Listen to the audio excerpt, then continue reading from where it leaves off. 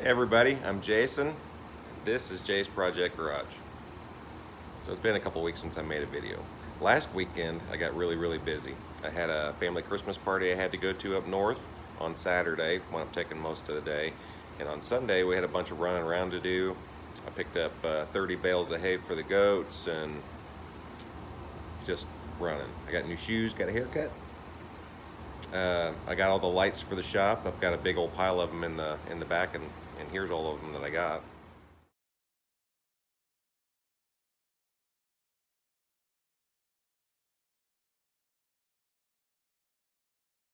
And all of you guys can see in the camera, there's a new one. There's an old one. It's a big difference. You're really going to be able to tell when it's dark outside. Right now, all the lights coming in through the door. My garage doors they look like old gas station doors. They're all glass except for the bottom panel. Pretty cool. They're need to work on them. Need to paint them but anyway, so this video we're going to talk about the LS compared to the Ford 351 Windsor. But first, I'm going to talk just a little bit more about the parts thing from the last video. So some of you may or may not have heard the name Barry Grant or BG Fuel Systems. He was one of the guys in aftermarket Holley, like tuner carburetors. He wound up coming out with the Demon carburetor. I don't know if you guys have ever heard of that. I'm sure a lot of you have. When they first came out, they were awesome. They had sight plugs on the floats. They had adjustability like not a lot of us had seen before, and they were cool looking. I've actually messed around with quite a few of them, but over the course of time, he started having problems with quality control because the demand outstripped his ability to build the carburetors fast enough, and quality wound up suffering. There were a whole bunch of people putting these things together that probably weren't qualified. Customer service went in the tank. There were issues with like you pull the jets out and there'd be a little sliver of metal or something in there, or I mean just all kinds of weird stuff. So we took it out of the box, you put it on your car, you messed with it, you got it running pretty good, and then the next week the thing wouldn't hardly run at all. It was just issues. And that was a good concept, American-made product that wound up having problems. So it's not just import stuff. Also on the Garage Goblin thing, we talked about him taking those cylinder heads straight out of the packages and plopping them straight on the engine and not really even hardly looking at them. The biggest thing that I noticed when he was putting those head bolts in is that there weren't any washers. Whenever you guys are putting bolts in aluminum heads, you need to make sure that you're using bolts that have hardened washers with them. Otherwise, the head of the bolt will gall on the aluminum and you won't get an accurate torque reading. And I use ARP assembly lube stuff on all bolts, whether they're from ARP or not. I'm a firm believer in this stuff. It works. And I think that you get more accurate torque readings than you would with oil or anything else. So just something to keep in mind. You can buy this stuff and from Summit or Jegs or anything else. You can just buy their bolt goop. It's good stuff. Let's see what else. You guys want to know about the LS. So the rumor is that GM took the design for the LS based off of Ford engines from the past. We're going to talk about it and then I'm going to give you my opinion. The reason Ford guys feel that way is because looking at it, it's a 100% departure from what the small block Chevy was. They went to split intake ports instead of having the center two Siamese the way the small block Chevy was. They went to split exhaust ports instead of the Siamese centers the way the small block Chevy was. I said that wrong. The intake ports were Siamese, not the center ones. I'm sure you've seen a small block Chevy before. If you want, I'll show you a cylinder head.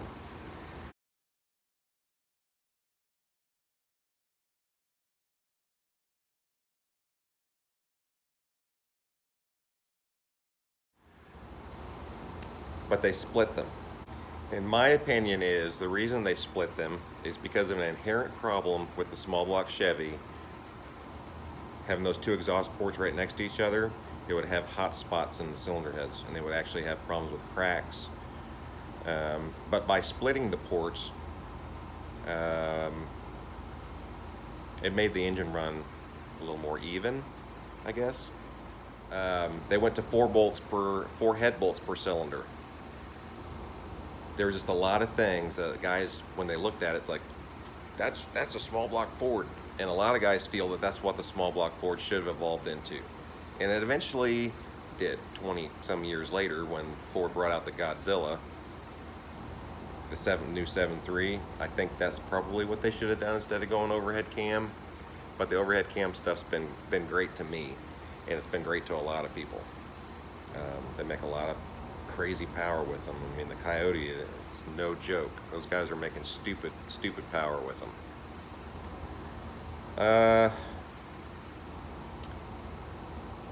Here's my opinion. GM took industry trends into consideration when they designed the engine. Now, when you look at the LS cathedral port cylinder heads, a Ford guy would say, well, that looks just like an old FE cylinder head or an intake port. Yes and no. If you look at the block, a lot of guys will say, well, that's a modular engine. That's a modular short block that they figured out how to put cam in. Yes and no.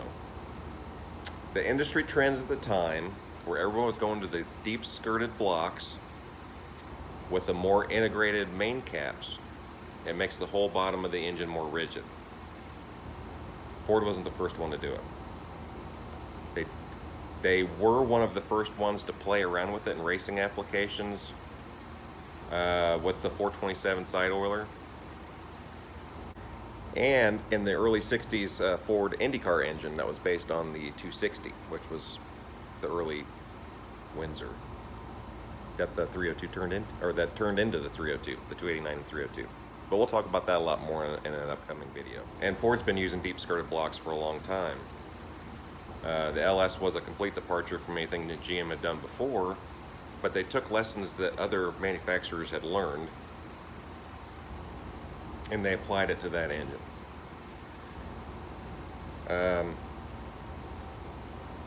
I don't think it's in any way, shape, or form a copy of Ford's small block. But everybody has their opinion. I will say that everyone that runs around beating their chests and swearing up and down that the LS is the only game in town couldn't be any more wrong. If you want to make any power, you got to use an LS. The small block Chevy's dead. The small block Ford's dead. The big block Ford's dead. No, they're not. There's hundreds of thousands of guys still running around using the old stuff successfully. The LS is absolutely not the only game in town, and there's nothing budget about it.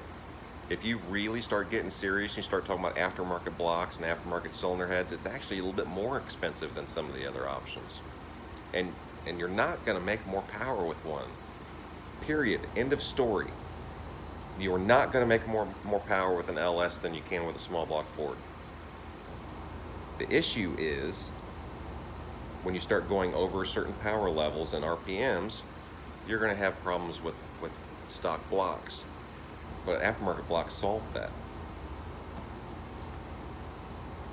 The LS is not the only game in town. If you're going naturally aspirated, there's almost no point in doing a swap. The LS has no more naturally aspirated potential than any other engine. It actually has less power potential than like the Coyote. Let me clarify that just a little bit. before somebody jumps on here and tells me how wrong I am. The only thing that will set one engine apart from another is cylinder head flow. That's it. Cylinder head flow and cylinder head potential. That's it. The Coyote on equal playing ground has more potential because of cylinder head flow and overall design. Controversial. And my example as proof would be F1, IndyCar, and endurance racing. No serious race engine of that caliber uses push rods. They're all overhead cam. Just my opinion. I do have a lot of stuff I need to do today. Yesterday was kind of a wash. I had a bunch of run around I had to do again. Family stuff. I'm going to be working on the 69. I just put one up, the lights up, just as a test to see. I know it's going to be better than what I've got in here now, but I've got two different styles. I've got these bigger ones, and I've got some smaller ones that are also 4-bulb. I may put one of each up in here and see which one I like better. I have enough of each to do the entire shop, so I have like twice as many light fixtures as I actually need.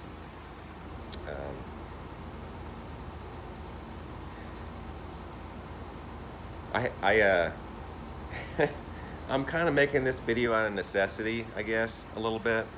I'm just honestly not feeling it today, just because I have so many other things I need to be doing. And I know a lot of that stuff really is no interest to any of you guys. So I'm sorry if this doesn't reach the ultra low standards of my videos, but in other news, I have changed my mind about what's going to happen with this 5-liter. I do that. I'll change directions regularly. But as some of you may know, I've watched my other videos, I was having some problems with my daughter's Ranger. I took 3 4-liter single overhead cam engines, and I took the best parts and I stuck something together. I did replace all the timing chains and guides and tensioners and all that stuff, and it was all Chloe's stuff. I'll get more into that when we do the 4-liter video, but there's a whole backstory on that thing. But she has put 40,000 miles on that. Not coming home when I needed her to make sure the oil stage changed, and there's just been a slew of lack of maintenance issues, as you would expect with a early 20s girl, or any early 20s person that's not a car person at all. I'm kind of over the 4-liter overhead cam stuff, to be honest with you. I have another engine that I was thinking about, just like, you know what, I'll just rebuild an engine, I'll put all new stuff in it, I'll put it down in this thing, and I'll send her on down the road. I know how much money it's going to cost me to do that. But I have this 5-liter sitting here that wouldn't take much. I actually have a whole bunch of them, and I have several of them that would be drop-in ready. Why not just V8 swap that thing? They put V8s in that pushrod V8s in Explorers, and it's basically sitting on the same frame. There's a lot of similarities between the two. It really wouldn't be that big of a deal to stab a 5-liter in an automatic in that thing and keep the 4-wheel drive, and everything would work the way it's supposed to. So I've been doing a little research. 96 Explorers, I guess, are the easiest because of the PAT system and everything else. It's easier to integrate all that stuff into that truck. That's junkyard trips. And I think, pretty sure, I could do it all cheaper than I could do another 4-liter single overhead cam. So I'm pretty sure we're going to be V8 swapping a 2001 Ranger. That'll be fun, because that's what you want to send your 22-year-old, oh, actually she's going to be 23. That's exactly what you want to send your 23-year-old daughter out into the world with, a V8 swapped Ranger. Is it possible for me to be any cooler?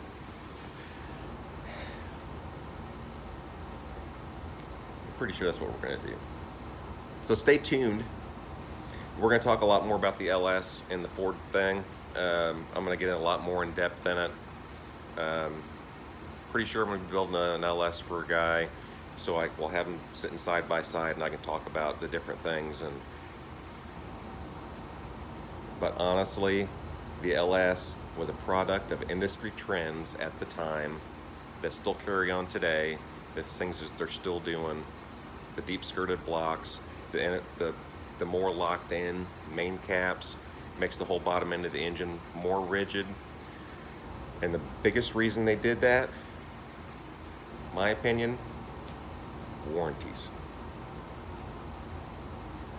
We all know how they've had problems with bearing wear and cracked blocks and this and that and the other thing. We need to make sure that this engine's going to last, and we don't want to have to warranty it. And we also want to save money wherever we can. Now, Ford proved that you can absolutely get away with 4 head bolts per cylinder. And in my experience, I haven't really ever run into a whole lot of problems with Fords with blown head gaskets. It works. And just think about how much money they're saving by not putting that 4 extra bolts in there. Well, you know, they're only saving a couple dollars per engine over a million engines. And think about it that way. How much money did they save? And it still works. LSs don't have a whole lot of problems with head gaskets unless you start adding a whole bunch of boost with all the stock stuff. And that's why they are so good, is because of the way they made the bottom of the engine. There isn't anything else special about it. There's a lot of things about them that I don't like.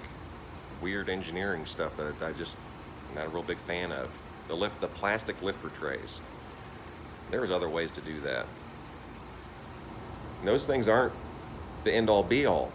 You know, I had a buddy of mine, I'm trying to remember what year his truck was. 5.3 LS, 30,000 miles, check engine light comes on, I hook the scanner to it, we pull the codes, misfire on cylinder 1. Well, that's weird. Well, let's check the plugs first. Pull the spark plugs out. Number 1 spark plug was oil fouled. Maybe it was a fluke, dude. Dude needs to have plugs in it, off he goes. 30,000 miles later, Jason, check engine lights on again. And this guy commuted really far to work every day. So he put some miles on this thing. 30,000 miles later, Jason, check engine lights back on, it's running funny again. Put the scanner on it, misfire on cylinder 1. Little spark plugs out. Number 1 spark plugs, oil fouled. Dude, I don't know. Another set of plugs in it, 30,000 miles. Every 30,000 miles, we're putting another spark plug in it. You start keeping them in his glove box. There's a lot of things about them that they did have issues with. So, no, they aren't the end-all be-all. They aren't the best engine ever made. They aren't. There really isn't any such thing. One more thing, and then I'm going to close this video out. So, we got a new painter at work. And it seemed like he was going out of his way to try to ruffle my feathers, which is almost impossible to do. But every time something would happen in the shop, like I was working on an 04 Mustang. Before I went out to start it to bring it in the shop, this thing's a 2004 with 100 and some thousand miles on it. Obviously hasn't been taken care of. I go out to start it, won't start. Check the inertia switch in the trunk, it's not popped. Acts like it's not getting any fuel. It's like, you know what? I have other cars I need to be working on. We're going to send this thing over to service and let them figure it out. Estimator talks to the customer. Customer states, yeah, I've been having that problem every once in a while where it doesn't want to start. But it seems like if I let it sit for a few minutes and I come back out, it'll fire up. That information was relayed to the service department. The fuel pump was out on this thing. Service department puts a new fuel pump in it. Car starts and runs. I bring it in and start doing repairs. I do all my repairs. I send the car over to paint. Sitting in the booth, they try to start to pull it out. Car won't start. So they push it out of the booth and it's sitting there and they let me know, hey, this thing's painted, but it won't run. So I walk over there and I'm looking at it, and the painter, well, see, there's the problem. They even circled it. It's right there on the back of the car. What? My exact response, verbatim. If you genuinely believe that your brand of choice is the end all be all, then you're delusional, because all cars are junk. Every one of them. You pick the level of junk that you can tolerate and you deal with it.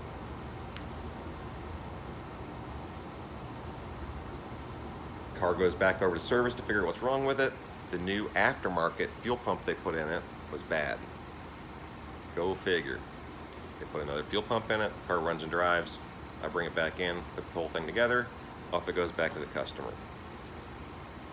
One brand of vehicle is not better than the rest. It's not. It's the people that purchase them that are different. Toyota Camrys will run forever because typically the people that go and buy a Toyota Camry are more apt to maintain it better. And that's the truth. Same with Hondas, same with all of them. I've worked on all cars. Every brand that you can possibly think of, I have and do work on daily. Hyundai and Kia, they've improved their quality. They're a whole lot better than they used to be. You've never worked on one because they're the same car they've always been. They changed the styling, but it is the same Hyundai and Kia that it has always been. And I gotta be honest with you, I'm not a fan. Ford isn't the end all be all. They don't make the best cars. Nobody makes the best. Everybody makes stinkers. Everybody's had a bad engine. Everybody's had a bad transmission. Everybody's had wiring and computer problems. They've all had body problems. They've all had rust problems. They've all had problems. Toyota had problems. Toyota Camrys had a clicking sound when you went over bumps. And the service department at the dealership that I was dealing with had been completely through this car trying to figure out what the noise was. And they figured it out, and it's one spot in the cowl where 3 different body parts come together where they didn't put a spot weld there. And every time you went over a bump, the body would flex and it would make a click noise. So I drilled a hole and plug welded it. Off it went. No more noise. And I can't tell you how many of those I did. Toyota Sienna vans had real big problems with the hinges on the hatches and the hinges on the front doors and the sliding doors, and they all have problems. So pick your level of suck and deal with it and be happy. And that's exactly what I do. The truck that I drive every day is a 2010 F-150 with 178,000 miles on it with the junk 5.43 valve that I've never had a single problem with. Prime example. I can't tell you how many times I've heard it and read it. Facebook and forums and everything else. Oh, those 5.43 valves are junk. You don't keep the oil changed in them. What do you mean if you don't keep the oil changed? It's maintenance. You're supposed to keep the oil changed. If you don't change it, then you wind up with sludge deposits and it winds up blocking off oil passages and stuff. I mean, what do you think's going to happen? I've done nothing to that truck other than maintenance. Brakes, rotors. I had a seal go bad on the vacuum actuated lockout on the right front, so it was making that funny clicking noise, and I addressed it and it's fixed. But it's an old truck. Don't make uneducated assumptions about any brand of vehicle. I don't like egos at all. That's probably one of my biggest pet peeves. We can talk to each other. We can have a conversation about anything. But as soon as you bring ego in, my feathers do get ruffled. And I think everybody's the same way. You're not better than anybody else. Your car It's not better than any of the others. It's just not. I hate to break it to you. Pick your level of suck. I think that's probably it for the day. You guys get out in the shop and work on your projects. You have a great day, and I will see you next weekend.